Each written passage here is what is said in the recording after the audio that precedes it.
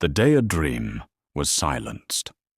On the evening of April 3rd, 1968, rain fell softly over the city of Memphis, Tennessee. Inside a crowded church, a tired man stood before the people. His voice was calm, but his words were heavy. Martin Luther King Jr. had been fighting for justice for more than a decade. He had marched, been arrested, beaten, threatened, and jailed. Yet he never carried a weapon, only faith, courage, and a dream. That night, he spoke like a man who knew something was coming. "I've been to the mountain top," he said. "I may not get there with you, but we as a people will get to the promised land." Many in the room felt chills. They did not know it would be the last speech of his life. Martin Luther King Jr. was born on January 15th, 1929, in Atlanta, Georgia. He was a pastor, a husband, and a father of 4 children. He believed deeply in nonviolence, inspired by Jesus Christ and Mahatma Gandhi. At a time when Black Americans were beaten, jailed, and killed simply for existing, King chose love over hate. He led the Montgomery bus boycott, marched in Birmingham, stood on the steps of the Lincoln Memorial, and told the world, "I have a dream." That dream was simple, that people would be judged not by the color of their skin, but by the content of their character. But dreams make enemies. In 1968, Dr. King traveled to Memphis to support sanitation workers, mostly black men, who were treated unfairly and paid poorly.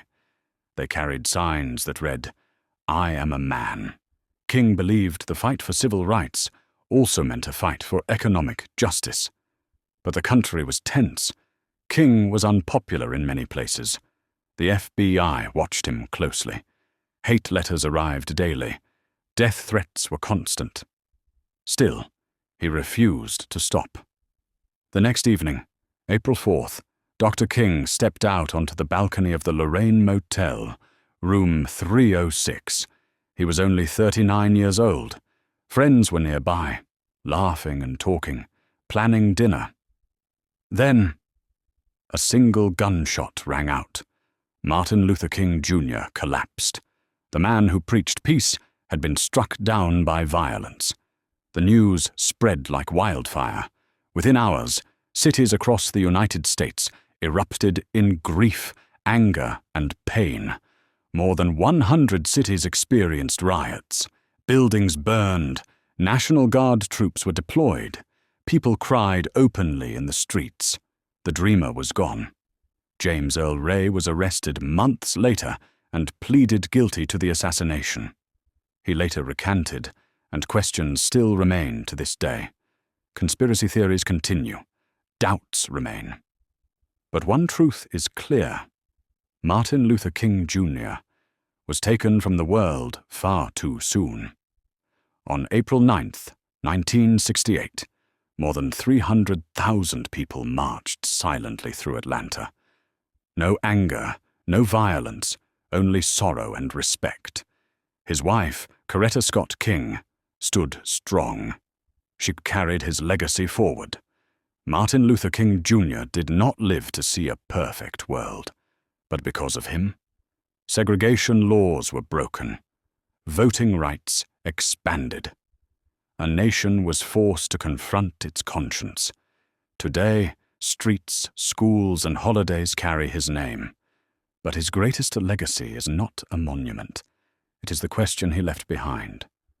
What are you doing for justice? Because a dream does not die when a man is killed. A dream dies only when people stop believing in it. Martin Luther King Jr. was assassinated in 1968, but his dream still walks among us, and the world is still deciding whether it will listen. Now Reveal Zone asks you, if you were alive in 1968, would you have stood with him? Be honest. Have you ever felt afraid to stand up for what's right? Is silence a form of injustice? Share your thoughts in the comment section. I read every single one. Your voice matters. Your opinion matters. And together, we keep the conversation alive. Don't forget to subscribe, comment, like, and share.